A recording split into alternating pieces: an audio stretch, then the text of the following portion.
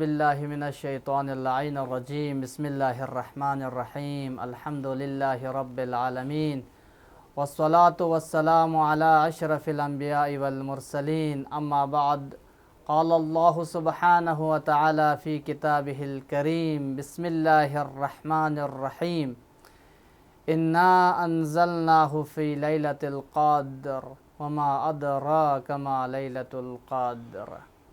ناظرین کرام، السلام علیکم ورحمۃ اللہ تعالی وبرکاتہ۔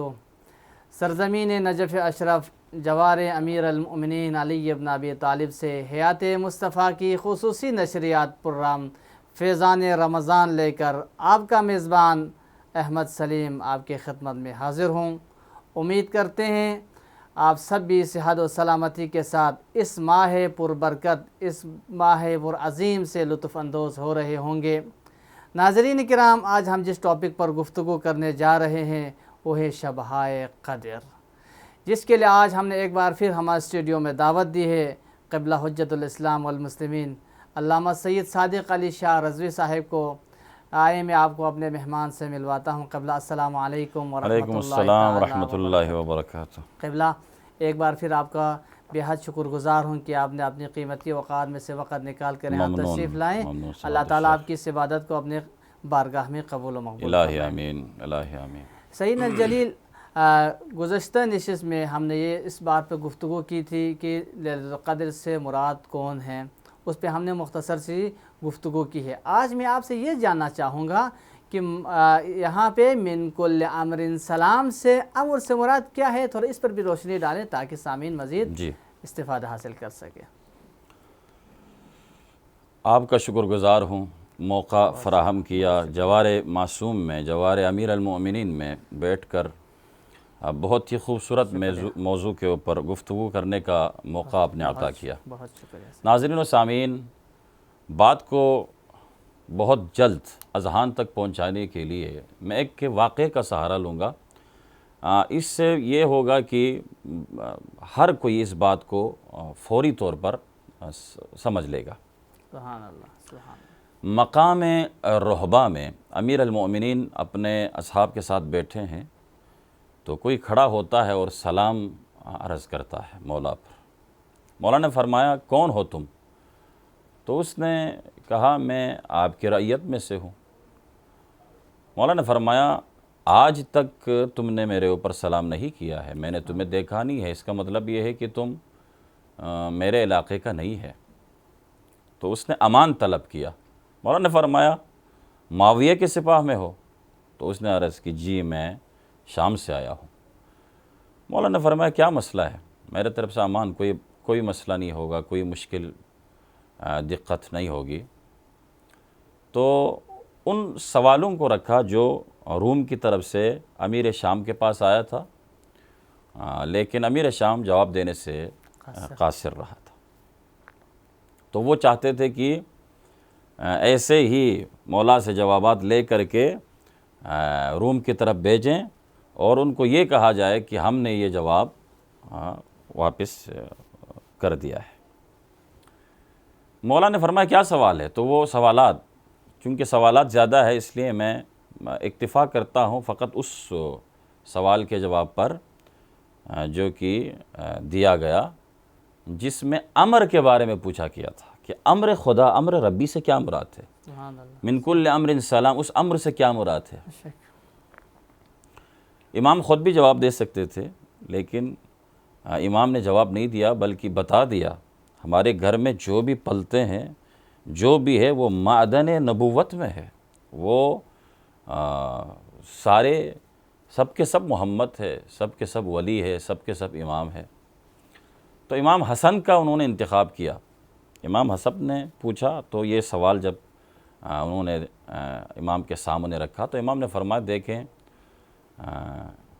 ایک جو سوال تھا وہ یہ تھا کہ وہ 10 چیزیں جو کہ ایک سے زیادہ ایک طاقتور ہے، وہ کیا ہے؟ تو امام نے ایک ہی اسی بزم میں اسی وقت امام نے جواب دینا شروع کر دیا، چونکہ سب چیزیں ان کے سامنے ایسی ہے جیسے ہمارے ہاتھ ہوتے ہیں۔ تو امام کے لیے مطالعہ کرنا یا کہیں پڑھنا یا کتاب اٹھانا یا ادھر جانا ادھر جانے کی ضرورت تو ہے ہی نہیں۔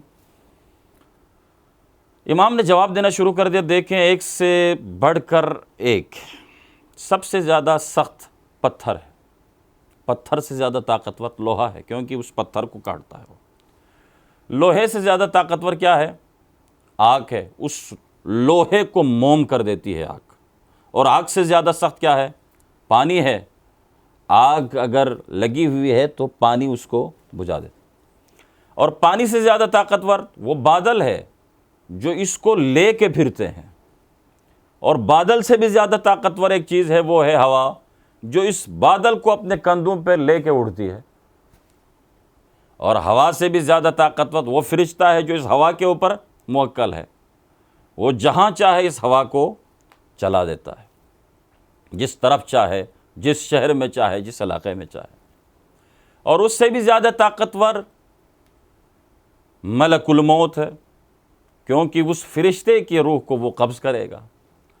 اور ملک الموت سے زیادہ طاقتور موت ہے، کیونکہ ملک الموت کو بھی ایک نہ ایک دن موت کے سامنا کرنا ہوگا اور موت کے منہ میں جانا ہوگا، کیونکہ باقی رہنے والی ذات فقط ذات پروردگار ہے۔ سبحان اللہ، سبحان اللہ، بے شک۔ اور اس کے بعد اب چونکہ موت طاقتور چیز ہے، اب موت سے بھی زیادہ طاقتور وہ امر ہے جو اس موت کو بھی معدوم کر دے گا۔ سبحان اللہ، سبحان اب پتہ چلا کہ امر کی قیمت کیا ہے، عظمت کیا ہے، کیا فضیلت ہے۔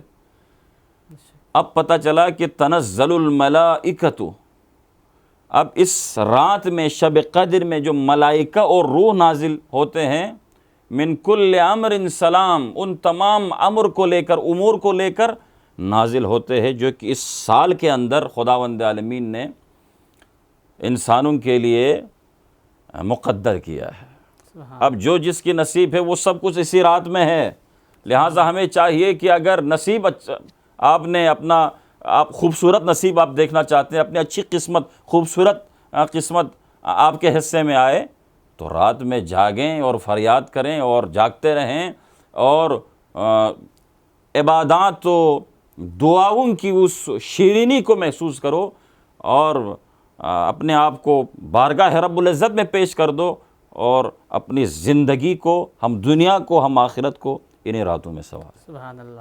سیدنا ہمارے پاس ٹائم بالکل شارٹ ہوتے ہیں، بس میں آپ سے آخر میں یہی آپ سے مدد لینا چاہتا ہوں کہ آپ، ہمارے پاس صرف 1 منٹ باقی ہے، آپ اسی 1 منٹ میں ہمارے معاشرے کے جوانوں کے لیے آپ کوئی پیغام دینا چاہتے تو آپ شب قدر کے حوالے سے تو نوجوانوں کے لیے خصوصاً ایک پیغام دیجیے گا۔ دیکھیں، ہر کوئی انشاءاللہ شب قدر میں عبادت کرے گا، ہر کوئی کرے گا، اس میں چھوٹے بڑے سب آئیں گے اور سب کہیں گے کہ پروردگار ہمیں بخش دے، ہماری مغفرت ہو، لیکن در جوانی توبہ کردن شیوہ پیغمبری، سیرت پیغمبر پر اگر چلنا ہے، سیرت علی پر چلنا ہے، سیرت علی اکبر پر چلنا ہے، شہزادہ قاسم پر چلنا ہے، تو کیا ہے، ہمیں جوانوں کو بطور خاص ان دنوں میں خاص اہتمام کرنا ہوگا، کیونکہ دیکھیں بوڑھے تو کریں گے ہی، بھائی دیکھیں ایک بندہ ہے جو کہ بالکل اس کی موت قریب آ چکی ہے، وہ 80 میں چلا گیا ہے، 70 میں ہے، تو وہ دیکھتا ہے، وہ یہی سمجھتا ہے کہ چند دن رہ گئے، میں نے تو جانا ہے، لیکن جوان اشتباہ کر جاتا ہے، جوان یہ سوچتا ہے کہ ابھی دن باقی ہے، ابھی میں مزے کروں گا، یہ کروں گا، لیکن یہ کبھی نہ سوچئے گا، بلکہ ایک پل کے لیے، اور ان دنوں میں، رمضان کے ان دنوں میں آپ قبرستان بھی جاتے ہوں گے، وہاں بھی آپ دیکھیں بہت سارے جوان آپ کو دیکھ رہے ہیں جو قبرستان میں سو رہے ہیں، لہٰذا خدا کا محبوب ترین اگر بندہ بننا ہے، خدا کا محبوب ترین اور پسندیدہ افراد میں اگر شامل ہونا ہے، تو توبہ و استغفار کے ساتھ ان شبہائے قدر میں اپنے آپ کو بارگاہ رب العزت میں پیش کریں۔ خدا کی قسم، اگر جو بھی آپ چاہیں گے اسی رات میں طے پائے گی، انشاءاللہ تعالیٰ آپ کی دنیا بھی اور آخرت میں بھی آپ کامیاب و کامران ہوں گے۔ انتہائی شکر گزار ہے سید الجلیل۔ ناظرین کرام، دیکھیں نوجوانوں کے لیے خصوصی یہی پیغام دیا گیا کہ اس شبہائے قدر میں اپنے آپ کو تیار کریں، ابھی سے اپنے آپ کو تیار کریں، تو ابھی وقت کے دامن میں گنجائش نہیں ہے، ہمیں اجازت دیجیے، خدا حافظ۔